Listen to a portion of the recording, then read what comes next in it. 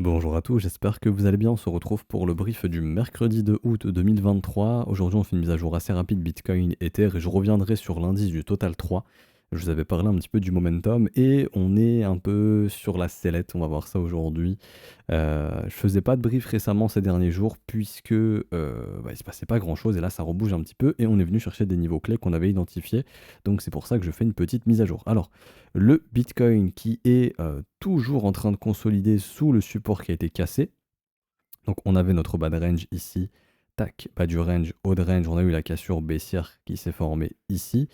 On est dans un environnement plutôt baissier tant que le prix n'arrive pas à réintégrer le range, ok. Le cas d'école c'est quoi? C'est cassure, pullback, continuation baissière. Ça c'est les cas d'école quand vous avez justement des supports qui deviennent des résistances lorsqu'ils sont cassés.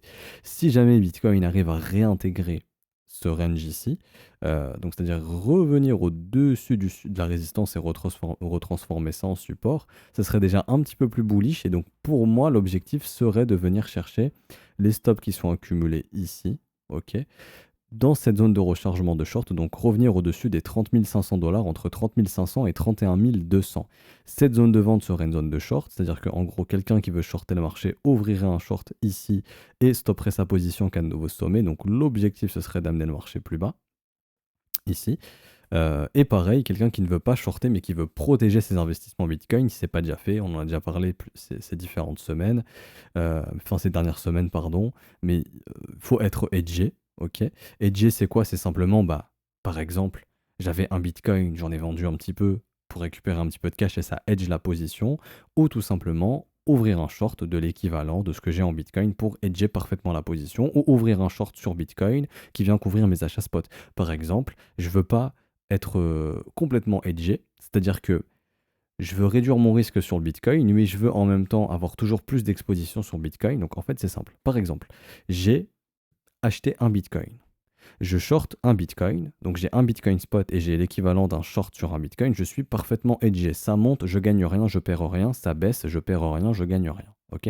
Par contre, je suis plutôt dans l'optique de réduire mon risque. Bah, je peux par exemple shorter l'équivalent de 0,5 Bitcoin, donc la moitié d'un Bitcoin. Ok. Donc c'est ce qui fait que si ça baisse, mon risque est diminué par 2. Et si ça monte, je gagne moins d'argent, j'en gagne toujours, mais j'en gagnerai un peu moins. Ok. Jusqu'à ce que j'ai l'invalidation de mon hedge, c'est-à-dire que par exemple, bah, à un moment donné, je dois bien fermer mon hedge. C'est-à-dire que, par exemple, bah, si ça continue de baisser et que je veux toujours rester à moitié hedgé, bah, je peux. Donc ça réduit, en fait, par exemple, si le Bitcoin baisse de 10%, ma position perd que 5%. Ok. Et par contre, si le Bitcoin prend 10%, je prends que 5%. Donc bien sûr, bah, il y a l'avantage à la baisse et il y a aussi l'inconvénient entre guillemets à la hausse, même si ça reste des gains, bien sûr. Mais un hedge, on ne le garde pas toute sa vie. C'est-à-dire que par exemple, je sais pas, mais imaginons le Bitcoin vient ici, vous fermez votre hedge, bah, vous êtes re-exposé à 100% sur le Bitcoin. Vous comprenez ce que je veux dire? Donc il y a plein de façons de se hedger, etc., etc. Mais le hedge, c'est simplement réduire le risque. C'est tout.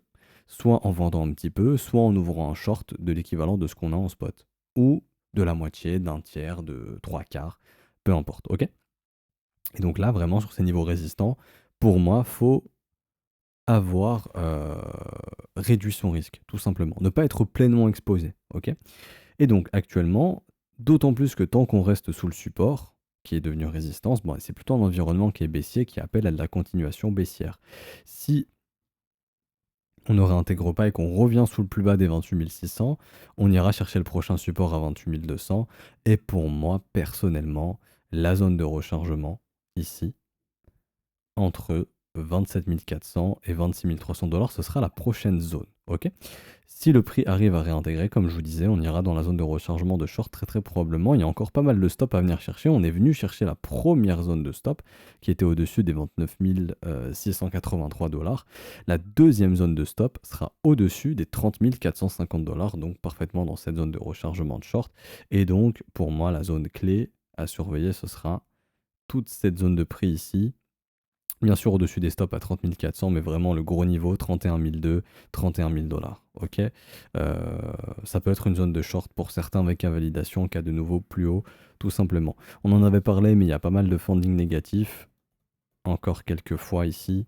Donc, c'est ce qui peut justement amener à penser que si le squeeze s'arrête pas ici, qu'on ira squeeze les prochains stops et les prochaines liquidations au-dessus des 30 500 dollars. Et du coup, court terme, enfin en daily, c'est simple. Regardez juste est-ce que ça réintègre ou pas. Ok?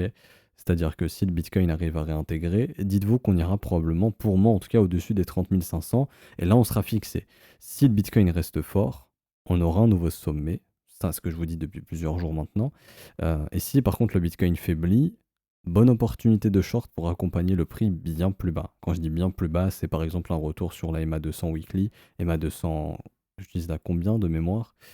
Déjà, moi, 208. Pourquoi 208? Puisque dans une année, il y a 52 semaines, dans 4 ans, il y a 208 semaines. C'est pour ça que je prends la moyenne mobile des 4 dernières années, donc des 208 dernières semaines ici. Mais bon, c'est quasiment pareil, hein. Et donc, ça sera un retour pour moi sur le niveau des 26 400 dollars qui sera le prochain niveau clé. On voit que cette MA200, 208 est très très importante ici. Ok. Et donc, en horaire, pareil. Là, vous voyez que on a la résistance ici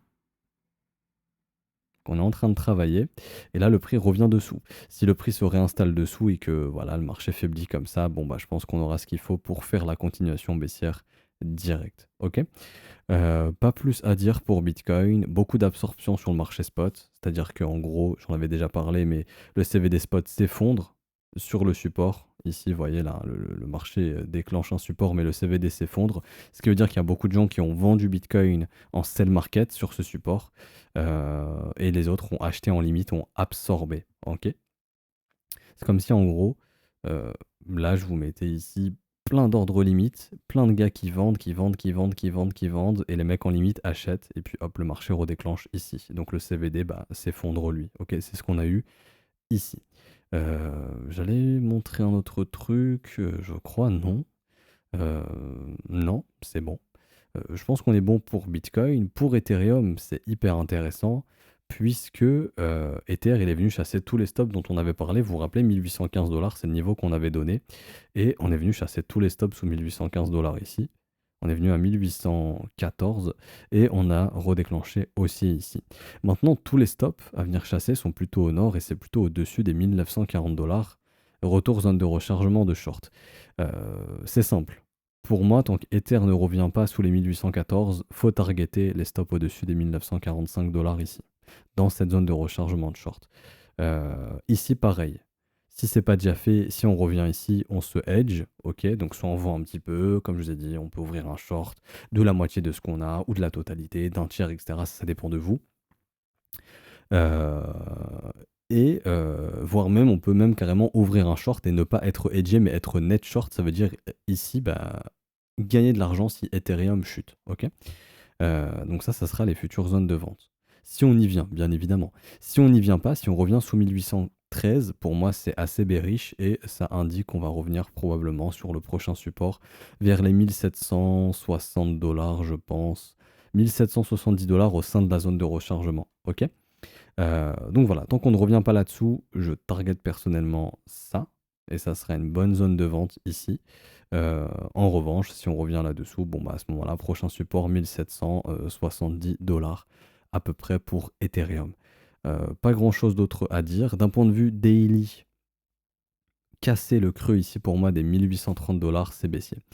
C'est baissier, c'est pas forcément un signal de short. En gros, oui, faut s'exposer en short, mais ce sera un signal de probablement le sommet qu'on trouvera sera descendant. Ça veut dire qu'en gros, il y aura peu de probabilité, par exemple, de faire ça. Ça peut arriver, ok? Mais en termes de probabilité, casser ce dernier creux, il y aurait plus de probabilité de faire des sommets descendants, donc soit quelque chose comme ça, ou soit à ce moment-là, j'en ai déjà parlé, la fameuse chasse au stop au-dessus des 1945 dollars, et là, trouver le sommet descendant, grosse opportunité de hedge et de short pour ceux qui veulent se hedge et pour ceux qui veulent short, grosse opportunité de short. Et donc là, ramener le prix plus bas, par exemple sur la MA208 weekly, autour des 1545. Elle pourrait monter un petit peu vers les 1580 à peu près si on suit la même courbe ici. Ce serait l'objectif, ok. Voire plus bas par la suite, puisque si jamais, et je dis bien si jamais, on est en train de faire un gros top de haut de range, pour moi, ça indiquera cet hiver un retour bas de range dans les zones de rechargement, un Ether qui reviendrait autour des 1000-1200 dollars. Mais bon, ça encore une fois, c'est pas maintenant et ça n'arrivera peut-être jamais. On a besoin vraiment de voir ce qui se dessine techniquement ici. Mais quoi qu'il en soit, les stops ont été pris. Si ça réenclenche, comme je vous disais, target 1945. Si ça déclenche rien du tout et qu'on revient sous 1815, bon bah à ce moment-là, on voit que le prochain support, il est clairement là, hein. Vous voyez, précédent support qui était là, donc autour des 1760, 1770 dollars. Pas grand-chose d'autre à dire de plus pour Bitcoin et Ether. Et le plus intéressant, c'est le Total 3 que je vais avoir, ou peut-être ici. Tac. Et je vous parlais de la trendline haussière qu'on avait qui maintient le momentum haussier qu'on a. Et bah, on est parfaitement sur la trendline. C'est-à-dire qu'on y est venu, on a rebondi un petit peu. Et là, on revient tester et la dynamique, enfin la structure du prix commence à se dégrader un petit peu. Vous voyez, les structures baissières commencent à se former ici. On a certaines altes qui sont déjà redevenues baissières. Je pense à des trucs par exemple comme EGLD, je crois de mémoire, qui au niveau des structures de prix, voilà, c'est plus trop ça du tout. Des trucs comme Atom, donc Cosmos, pareil. Ça commence à faiblir de nouveau. Bon, il y a des trucs encore plus baissiers, il y a des trucs un peu plus haussiers comme Uni ici qui continue ses plus hauts et sa trendline est maintenue. Link aussi. Bon, Link, il est venu chercher la target de TP qu'on avait vu avec les élèves sur le setup, mais il maintient sa trendline, donc il y a encore quelques petites ailes qui arrivent à maintenir. La grande majorité, ça commence à casser. Donc au niveau du total 3, on est parfaitement sur la trendline. Donc pour moi, dans ces prochains jours, je pense qu'on aura la réaction. Soit on redéclenche, c'est-à-dire qu'en gros, bah, on arrive à redéclencher et revenir vers la résistance. Et donc là, on verra un rebond sur le marché des altes. Soit ça casse, et si ça casse, la reprise d'un momentum qui sera baissier, sous l'effet probablement de cette trendline ici. Ok, et donc un marché qui pourra baisser plutôt de cette manière-là, jusqu'à ce que soit bah, le marché retrouve un bottom dans le bas du range et bah, on arrive à recasser le momentum baissier, soit la cassure du range au sud et une continuation baissière du marché des altcoins avec de nouveaux plus bas sur certaines altes, peut-être Atom, EGLD, machin, etc. etc. Donc attention, c'est pour ça qu'on est vraiment sur un niveau clé, il faut vraiment faire très attention sur le marché des alts. On est vraiment parfaitement sur la trendline ici, qui pour moi juge parfaitement justement le momentum ici du marché altcoin, qui pour l'instant est intact, mais qui est pas très loin de casser, donc il faut vraiment faire très très attention. Et aussi, j'en ai parlé sur Twitter, j'ai pas le Twitter ici, non, c'est pas grave, hein. Je crois même pas que je suis connecté sur Twitter ici sur ce navigateur. Euh, mais j'avais tweeté, en fait, il y a un truc qui est hyper important. Ici, alors, pourquoi j'ai pas mes derniers tweets? Très bizarre. Non, ça veut pas charger. Ok, bon, c'est pas grave. Mais en gros, le 13 août, on a le rejet ou l'acceptation d'un ETF spot. En gros, on a la deuxième deadline de l'ETF spot qui avait été proposé par ARK, donc ARK. Et la deadline, c'est le 13 août. Donc d'ici 2 semaines, donc le 13 août, c'est quand? Le 13 août, quand je regarde le calendrier, le 13 août, 13 août, 13 août, ce sera le dimanche 13 août. Donc ouais, c'est la dernière deadline, donc en gros la semaine du 7 au 13, c'est la deadline de la SEC pour accepter ou rejeter le TF spot. Et donc ça pourrait être un motif de reprise de volatilité. Si par exemple la semaine du 7 au 13, la SEC elle accepte le TF, le premier ETF spot par ARC, bon bah à ce moment-là c'est une super bonne nouvelle et pourquoi pas reprendre une volatilité et une direction haussière. Par contre, si la semaine prochaine, ouais du coup ce sera la semaine prochaine, si la semaine prochaine on a un rejet de cet ETF là, ça pourrait être un motif de volatilité baissière et un narratif et une direction baissière du marché. Ok, donc surveillez bien, semaine prochaine, de toute façon j'en reparlerai en vidéo, mais le 13 août, on a les prochaines deadlines de TF. Je suis un peu dégoûté de ne pas avoir retrouvé l'image sur Twitter, c'est assez bizarre, je vais essayer de retrouver ça. Parce que pourquoi on a que des tweets qui datent d'avril? C'est pas normal. Normalement, je suis censé retrouver tous les tweets. C'est super bizarre. C'est que des tweets anciens. Si jamais certains ont une idée, n'hésitez pas à me dire. Je trouve ça très bizarre. Bon, c'est la première fois que ça me fait ça. Je sais pas pourquoi. Peut-être que Twitter bug ou peut-être dans Média. On va essayer de trouver Musk qui a cassé Twitter. Enfin, X maintenant. Bon, c'est pas grave, c'est pas grave. Je vous remontrerai ça, je pense, vendredi quand je retrouverai l'image parce que là, je la retrouve pas. Mais sinon, allez sur mon Twitter si vous, ça fonctionne. Sinon, attendez 2 petites secondes, je teste un dernier truc. Et si jamais ça marche, tant mieux. Si ça marche pas, tant pis. Je vais juste essayer de copier le lien. Donc 2 petites secondes. Hop. Les élèves qui vont se demander pourquoi je fais ça. Voilà. Donc là, normalement, censé fonctionner. Voilà.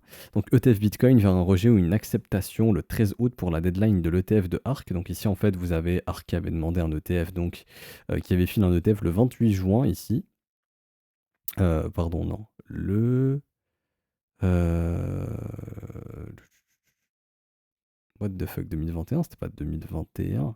Ah, c'est peut-être le premier filling date. Je sais plus. 25 avril 2023, ici, ça avait été posté. Et la first deadline, ici, qui était le 29 juin. Et la deuxième, ici, qui est le 13 août, ici. Donc ce serait intéressant de voir si cet ETF passe ou pas. Faudrait que j'irai vérifier. Peut-être que c'était un ETF futur à vérifier. Soit un ETF futur ou spot, mais en tout cas, ça sera un motif de volatilité. Donc en tout cas, le 13 août, vous voyez ici, deuxième deadline. Et donc, vous pouvez screen d'ailleurs cette image, elle est assez importante puisque ensuite on a tous les ETF, donc par exemple Valkyrie, Vendek, Bitwise, iShares, etc. Et on a les deadlines. Et donc on a pas mal de deadlines ici, de première deadline. Donc la SEC doit donner une réponse, soit rejetée, soit acceptée. Et après, si c'est rejeté, bah, refaire une demande d'ETF, etc. Mais la première deadline pour pas mal d'ETF, ce serait pareil, début septembre. Vous voyez, 2 septembre, 1er septembre, 3 septembre, etc. Donc deuxième deadline pour ARK, 13 août, donc très bientôt. Et puis d'autres deadlines à venir début septembre. Ok. Donc c'est pour ça que probablement donc ici, vous voyez par BlackRock, ici, hein, qui a sa première deadline de septembre. Donc entre mi-août et début septembre, soit des acceptations ou des rejets d'ETF. Donc ça sera motif de volatilité. La volatilité est au plus bas depuis très très longtemps. Donc je pense qu'on attend potentiellement ces événements-là, soit des acceptations ou des rejets pour reprendre une direction de marché, qu'elle soit haussière ou baissière. Donc vraiment, n'hésitez pas à screen cette image et à la garder parce que c'est des dates qui sont super importantes. Ou sinon sur notre Twitter, le Trône FR, vous avez tout ce qu'il faut ici. Bah, je m'arrête ici pour aujourd'hui, j'espère que ça vous aura plu.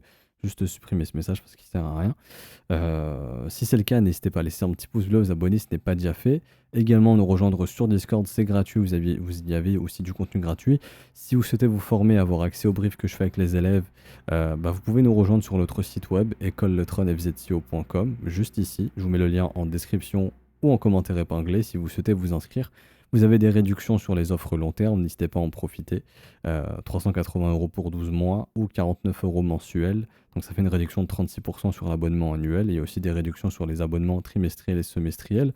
N'hésitez pas, vous avez aussi accès à l'e-learning, donc à tous les cours et à la formation qui vous apprend tout sur l'analyse technique. Tout ce que je vous montre dans ces briefs-là, j'ai fait des cours dessus dans l'école et ça vous apprend tout. Et le but après, bah, c'est que vous puissiez faire des briefs comme les miens dans un premier temps. C'est-à-dire que vous êtes capable de faire...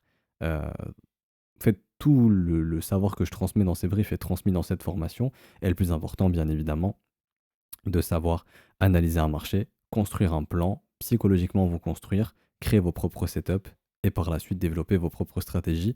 Et il y a aussi des stratégies de trading qui sont enseignées dans ces cours-là, qui vous donnent des bases pour faire vos propres stratégies par la suite. Ok. Bah, je m'arrête ici. Prochaine vidéo de la newsletter très très bientôt. J'essaie de vous tourner ça au plus vite. J'attends justement cette éventuelle résolution ou pas de la trendline. Donc c'est pour ça que je repousse un petit peu. Mais voilà, je préfère vous sortir cette vidéo quand il y aura des informations beaucoup plus intéressantes. Voilà. Donc pareil pour vous inscrire à la newsletter. C'est gratuit, le lien il est en commentaire épinglé et vous recevrez la vidéo dans votre boîte mail. Et si vous souhaitez vous inscrire sur notre plateforme partenaire BitGet, vous pouvez trader sans KYC. Tous les produits qui ne sont pas dispo sur Bybit, Binance, etc. Sont dispo ici sur BitGet, il n'y a pas de problème. Et ça sans KYC. Et également, vous avez 10% de cashback actuellement sur vos premiers dépôts, virements bancaires ou dépôts crypto. Pareil, le lien, il est en description de cette vidéo pour en bénéficier. Et vous pourrez aussi participer à nos prochains concours qui reprendront à la rentrée et aussi participer au Super Airdrop. Donc, c'est des événements que BitGet font. Vous pouvez gagner des crypto-monnaies en fonction de ce que vous allez détenir en BGB. Bonne journée à tous, on se retrouve je pense vendredi. Ciao ciao.